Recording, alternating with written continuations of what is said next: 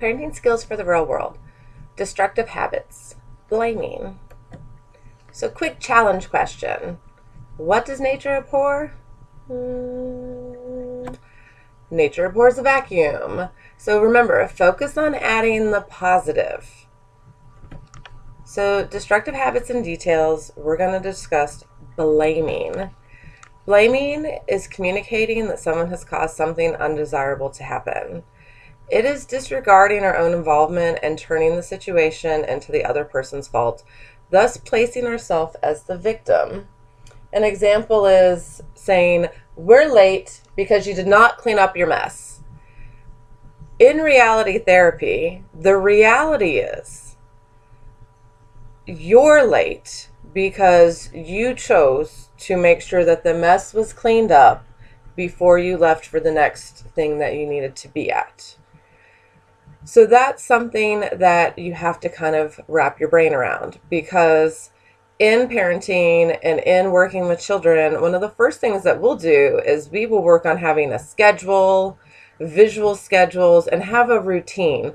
And one of the reasons why we have the routine is so that it's a little less stressful when we have to deviate from the routine. Because if the day-to-day stuff is already frantic and crazy, and then when the adult has to jump into action and say, "Hey, it's time to go do this.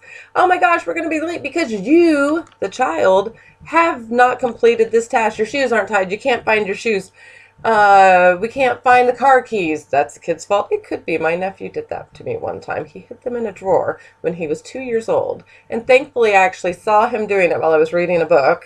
And I was able to locate my car keys because I would have never looked there. But I digress. But again, this is what we're blaming is, and it's not a productive thing. It feels good because then you kind of, again, as it's saying, it pushes the situation onto someone else and allowing ourselves to kind of be Vicky the victim. And that's no offense to anybody named Vicky. I have a friend named Vicky and she's very sweet, but it just kind of rhymes. And you can also think there's a song that you can't spell Vicky without icky, and I think that's a funny song. But again, I'm digressing.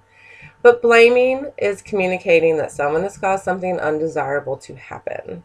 There's a lot of times you do not have to look hard in order to start blaming people. There's a lot of wild things going on out there. But again, these are the destructive habits. Everyone's using them, but last time I checked, a majority of the population was in general not super happy. They might be okay, but they're not exactly happy. And a lot of people are downright unhappy and miserable.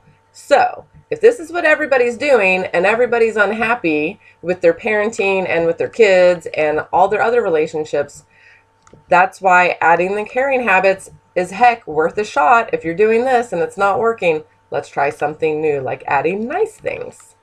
All right, so that's my little tirade and soapbox for blaming. And we're going to move on to the next destructive habit in the next lecture.